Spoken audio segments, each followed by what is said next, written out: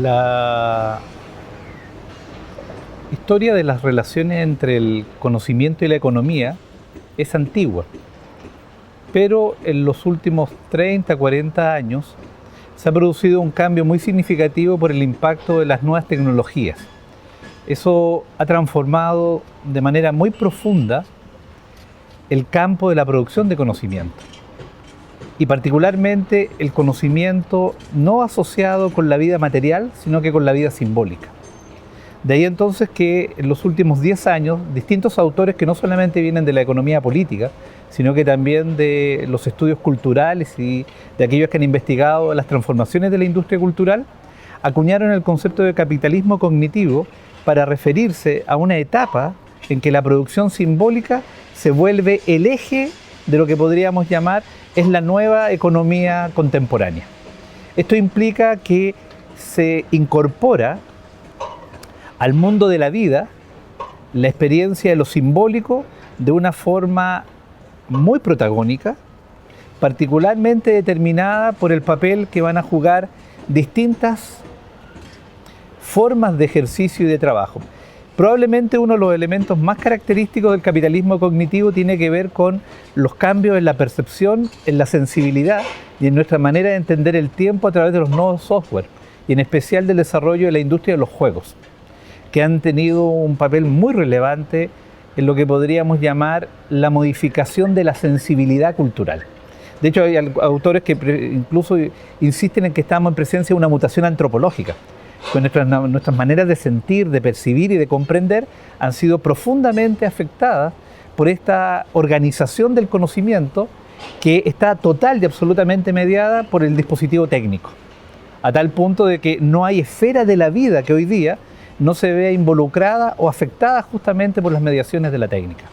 Así entonces, pareciera ser que el capitalismo cognitivo no se refiere solo y exclusivamente a una industria que desarrolla actividades asociadas con lo tecnológico, sino que a una reorganización global de la existencia humana, donde el conocimiento importa en la medida en que es capaz de producir una economía en el ámbito de lo intangible, de lo inmaterial, de lo virtual.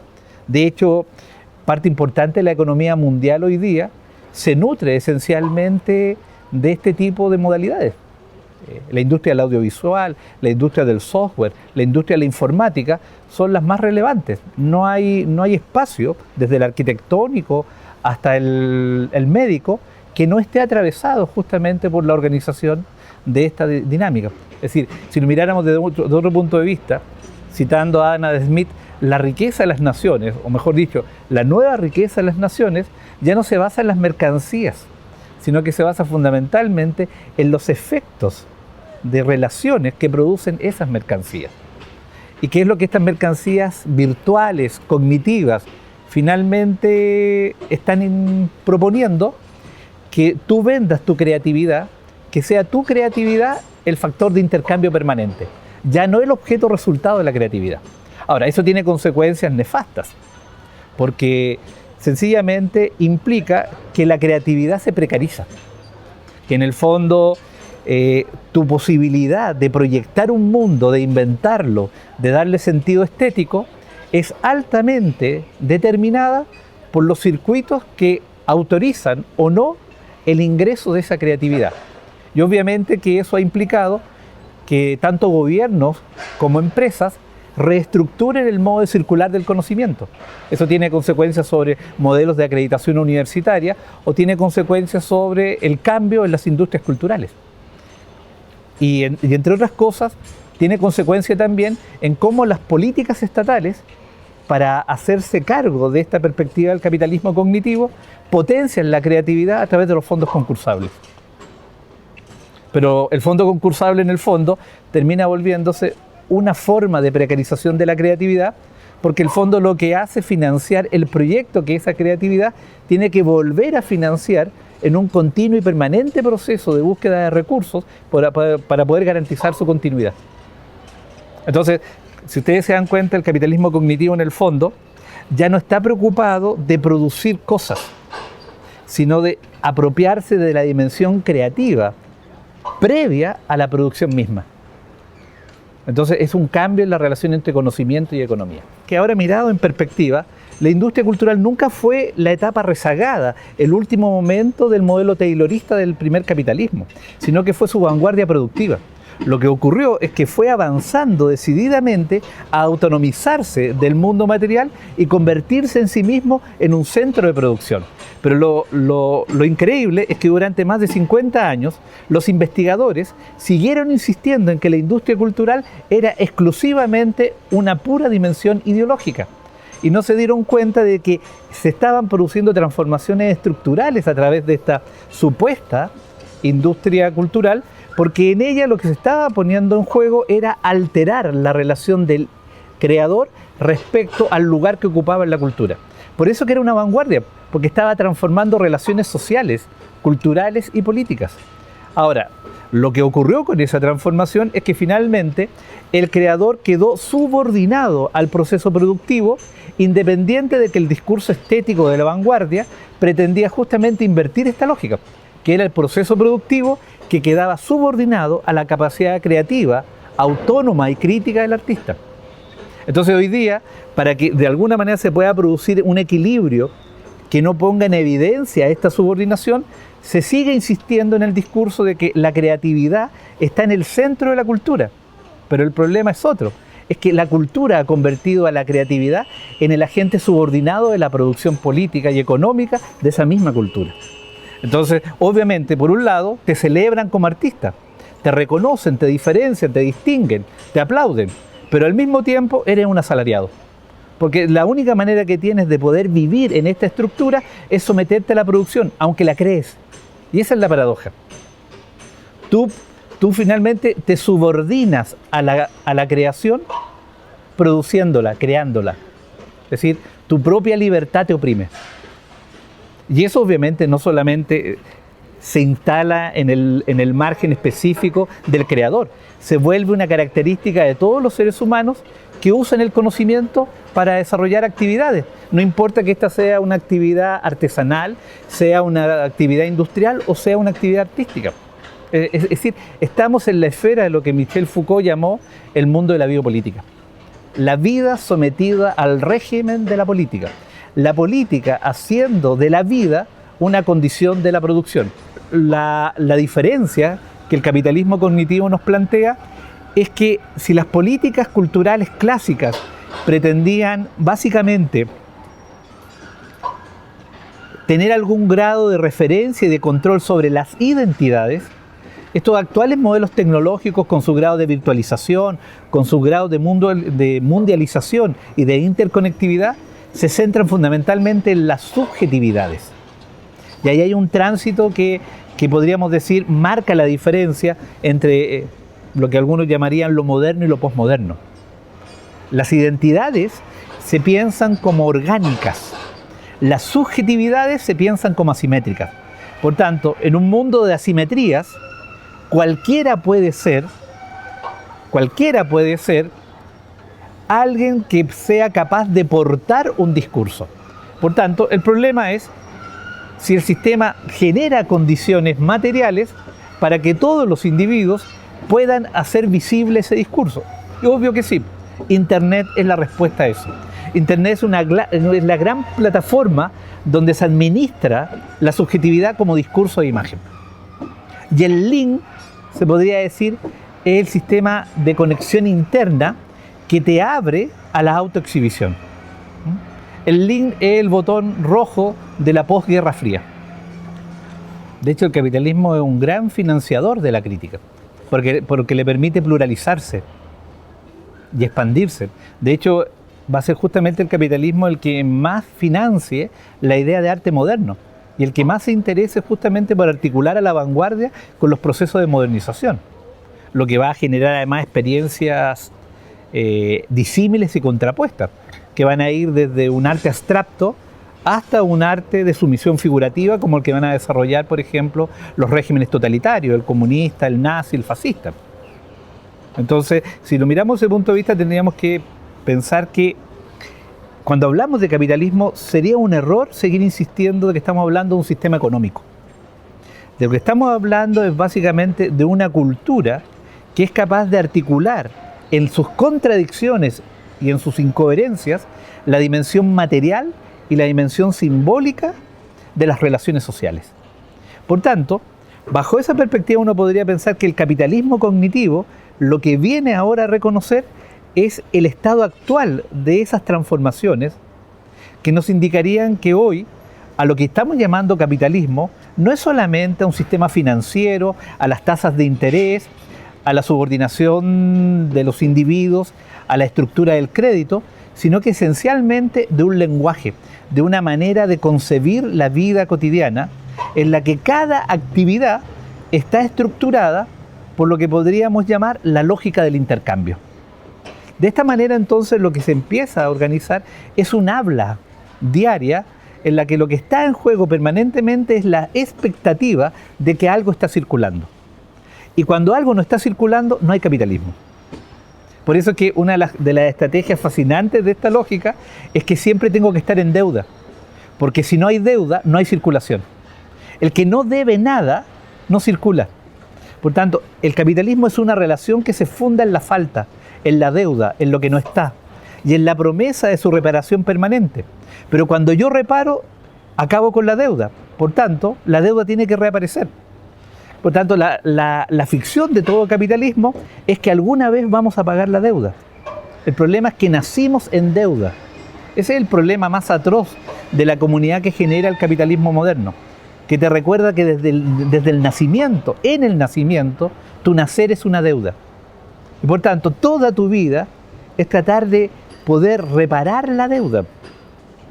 El capitalismo es básicamente hoy día el lenguaje. Es básicamente la manera que tenemos de significar la vida. Por eso es que es tan exitoso, porque ha logrado contaminar no la racionalidad, sino que lo que ha logrado contaminar con su sentido y existencia es el modo mismo del vivir. Ahora, ese modo mismo del vivir, para que no tengamos una visión extremadamente cerrada, obviamente es un modo histórico. Y ya sabemos que cuando decimos que modo histórico, estamos diciendo que fue una construcción que los hombres hicieron. Por tanto, felizmente para nosotros, puede ser cambiada. Suponiendo hipotéticamente la posibilidad de una alternativa, un comunismo cognitivo, tendríamos que pensar que ese comunismo cognitivo remitiría a que la producción estaría destinada a que el conocimiento celebrara la libertad humana. Si el conocimiento no es capaz de celebrar la libertad humana en el comunismo, en el capitalismo, da igual. Por tanto, el ejercicio de la crítica no es sencillamente el ejercicio del ácrata, del que está motivado por el resentimiento social o sencillamente no le gusta el mundo en el que vive y quiere alterarlo, sino que muy por el contrario, lo que ocurre es otra cosa. El pensamiento, es decir, pensar la condición del pensar, es decir, pensar para poder pensar, es básicamente la libertad humana. Entonces, si el pensamiento queda condicionado a un régimen de producción, inevitablemente lo que está en juego no es solamente crear nuevas formas de relaciones sociales, es también limitar materialmente la libertad humana. Si lo que está en juego acá es la libertad humana, pero vendría otra pregunta inmediatamente que trate de tensionar la anterior. ¿Para qué queremos libertad? ¿Para qué la queremos? Si nos gustan las normas, nos gusta filiarnos a instituciones, reconocernos homogéneamente, participar de modo masivo, nos angustia la separación, nos aterra la soledad. ¿Para qué queremos entonces la libertad? Si justamente la libertad es la condición de la separación. Es la separación radical que el individuo tiene consigo mismo, no con los otros. Es dividirse para siempre de la conciencia de sí. Entonces, ¿para qué queremos libertad si la historia de la humanidad nos muestra que cada vez que ofrendamos la vida en nombre de ella es para crear nuevas cárceles, hospitales y manicomios? Es decir, todos los lugares a donde van los que se enfermaron, los que no soportaron o finalmente los que se resistieron a las formas de la libertad moderna. Es decir, no deja de ser curioso que los cuerpos enfermos, los cuerpos delictivos y los cuerpos dementes sean fundamentalmente lugares de encierro y que la modernidad haya sido uno de los tiempos históricos que más edificios de esta naturaleza ha construido. Cárceles, manicomios y hospitales. Y cuando queremos dar signos de progreso, carreteras. Es decir, nos llenamos de la monumentalidad para poder soportar la angustia de saber que no estamos con nosotros mismos. Cuando los artistas creen que el problema tiene que ver con optimizar la creatividad en términos de fama e identidad personal, están cometiendo una, por llamarlo así, contradicción con el propio postulado del arte, porque están cancelando la libertad en nombre de la cual dicen crear. Entonces el artista no está liberado de la lógica de creer que porque produce algo que lo singulariza, eso lo exime de la responsabilidad ética. El problema que hoy día tenemos con el capitalismo cognitivo es que nos excusa de responsabilidades éticas. Por eso que estas son estéticas políticas sin ética. Y por eso que este modelo desprecia profundamente a la vanguardia, porque la vanguardia es una estética con ética, es decir, desea que en el mundo ocurra algo distinto a lo que es. Respecto a eso, habría que inmediatamente hacer una diferenciación. Habitualmente la historia de la visualidad ha sido contada como la historia de un modelo hegemónico que sigue una sola matriz, donde predominantemente el concepto de mirada se entiende desde la concepción de la filosofía cartesiana, es decir, que miramos el mundo para entender que es correcto, que es perfecto, que cada parte en él está engarzada y al mismo tiempo anudada perfectamente, es decir, una mirada racional. La verdad es que no es así. La modernidad ha producido múltiples regímenes de visionado. Y por tanto pueden existir visualidades que coexisten independiente de que una de ellas sea dominante. En el caso chileno se podría decir que lo que hay es un conjunto muy heterogéneo y al mismo tiempo híbrido de regímenes de visualidad que se mueven entre lo instrumental y lo melancólico. Y ahí hay una cosa muy interesante que lamentablemente no hemos estudiado porque desde el punto de vista de la investigación, y ahí volvemos al tema del capitalismo cognitivo y sus fondos concursables, se parte del supuesto de que todo el mundo sabe lo que es la visualidad. Y se parte del supuesto de que hay un estado de cosas que permite comprender cómo ésta funciona, lo que es un error. La nuestra es una cultura visual muy pobre porque está anclada en el ejercicio hegemónico de la pura mediatización y no de la estetización. En ese sentido, esta es una cultura que no favorece desde la escolaridad hasta la educación superior la educación sensible y tiene un profundo desprecio por la educación artística. No entendida en el sentido de crear artistas, sino entendida en el sentido del derecho humano básico a la sensibilidad. Es una cultura mezquina en ese plano y por tanto lo que busca es adelgazar las imágenes para quedarse con aquellas más convenientes, más fáciles y al mismo tiempo más ilustrativas. Ahora, ojo, esas imágenes no son necesariamente las que consume la población, son las que para la población genera una élite que se quiere relacionar con ellos en ese nivel. Por tanto, contra el argumento clásico ilustrado que dice es que hay que enseñarle a la gente, hay que liberar a la gente de su enajenación, hay que decirlo al revés, hay que liberar a la élite de su estupidez, hay que liberar a la élite de su mezquindad, de su crueldad reduccionista, a la ficción de que es una aristocracia, cuando solamente es una meritocracia con dinero que lo que hace es controlar, clausurar el espacio público mediante imágenes monumentalizadoras. El Mall de Castro así lo indica. Es decir, esta obsesión del empresario de levantar un monumento de sí mismo para decir, yo soy. Es decir, si se dan cuenta en ese sentido, el Chile neoliberal critica mucho al comunismo y sus lógicas de la personificación o el culto a la personalidad. ¿Y qué son los malls? Cultos a las personalidades del dinero abstracto organizado por pequeñas familias que tienen el control del poder.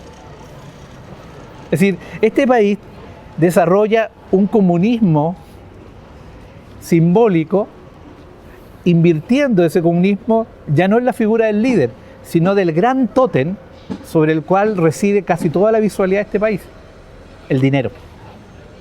Entonces, la imagen del dinero, se podría decir, es la que circula de manera más recurrente en la televisión. ¿Cómo construir la imagen del dinero? Pero no en el sentido de las monedas, sino del intercambio. Yo reconocería como 4 regímenes visuales pensando en tu pregunta. Reconocería un régimen visual clásico. Un régimen visual clásico que está directamente vinculado con la convicción de que las imágenes nos mienten, nos engañan, nos manipulan. Y todo el mundo de alguna manera visualiza, identifica cuáles podrían ser esos lugares. Los discursos del poder, la comunicación, etc. Hay un segundo lugar que podríamos llamar una visualidad crítica, que se ha encerrado, se ha replegado al mundo de la academia. Y al interior de esta juzga y comenta a la visualidad clásica, que es su principal objeto de crítica. Pero, digámoslo así, este segundo régimen de visualidad es tremendamente autorreferente, porque es una academia que ya no puede salir a lo público, entonces sustrae lo público y lo lleva a las revistas, a los papers, a las publicaciones indexadas, a los seminarios, a las conferencias, es decir, se cierra sobre sí mismo. Hay un tercer régimen que es el régimen de las tecnologías, y que han modificado completamente incluso la relación entre nuestra tactilidad y la manera en cómo entendemos las distancias, los tiempos y las referencias. Y habría un cuarto régimen que yo podría decir que es el más contemporáneo, donde todos los anteriores coexisten de manera arbitraria y ruidosa, como una especie de anarquía visual. Y cada individuo trata de establecer protocolos visuales que le permitan orientarse, y entonces, como en un gran menú, va seleccionando.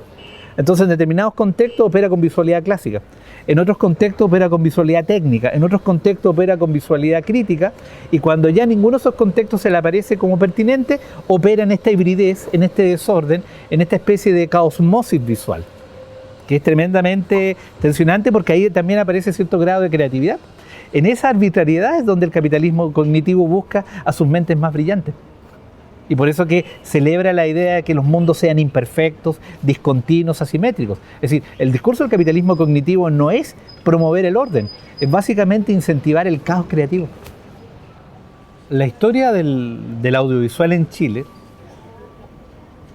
todavía no se ha contado. Y por tanto lo que tenemos son percepciones fragmentadas de fenómenos exitosos y de rotundos fracasos.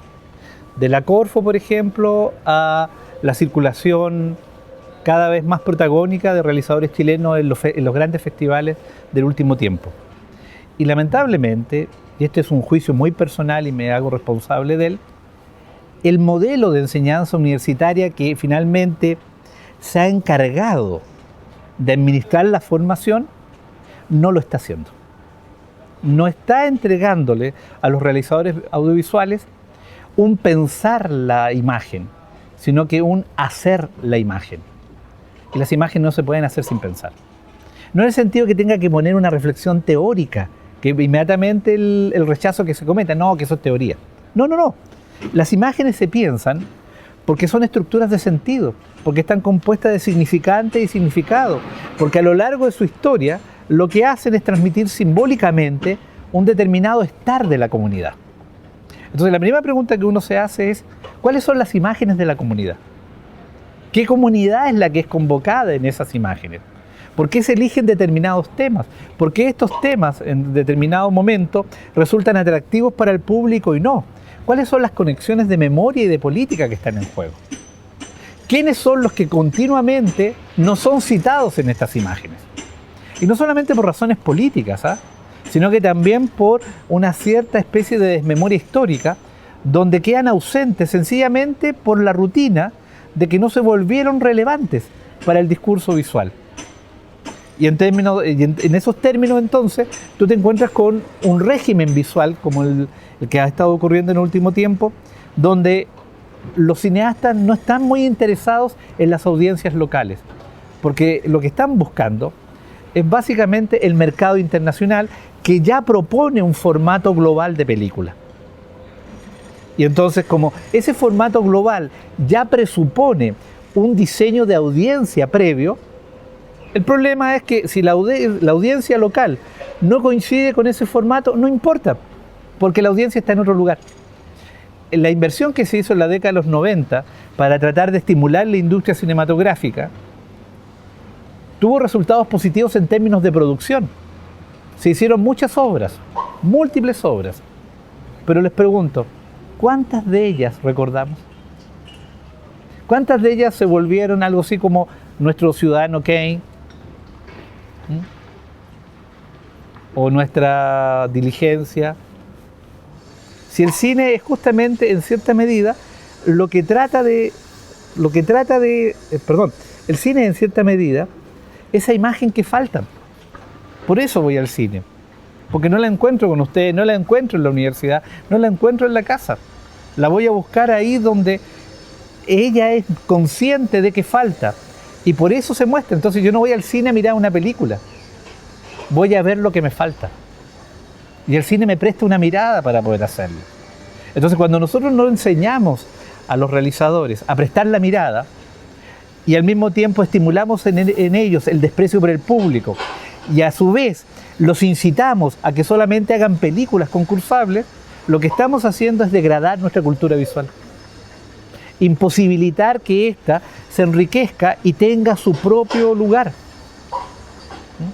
Aquí se critica mucho el populismo argentino de la década de los 40 y 50, pero el populismo argentino estableció leyes nacionales con derecho de franja para que se produjera cine nacional. Argentina, Brasil y México, en el periodo populista, producían en promedio 60 películas al año. En esas películas la gente aprendió a vivir la modernidad, aprendió a peinarse, a bailar, a sentir que era parte de un etos popular, porque la mayor parte de estas películas, ¿de qué hablaban? Del popular urbano, con sus cargas melodramáticas, con su esquematismo identitario, con su ideología estatal, es decir, con lo que podríamos llamar toda la lógica de la propaganda implícita en el cine de los 40 y los 50, que seguía siendo un cine nacionalista. Pero ahí se formaron realizadores que hoy día todavía no nos pueden intimidar con sus películas. Entonces, ¿qué es lo que, digámoslo así, qué es lo que se le tiene que devolver a la audiencia? A la audiencia hay que devolverle una imagen, la imagen de ellos que falta. Y mientras eso el cine no lo haga, la audiencia obviamente que no va a estar en ese film, porque va a ver que ahí nos falta. ¿Se dan cuenta? Entonces, claro, el realizador se siente totalmente defraudado porque su película no logró el éxito de la audiencia. Pero él no logró el éxito de la audiencia porque no logró la imagen que falta. Entonces el problema no es de la audiencia, es de un cine que no es capaz de pensar que para poder ser universal tiene que ser íntimamente local, como decía Baudelaire respecto a la crítica.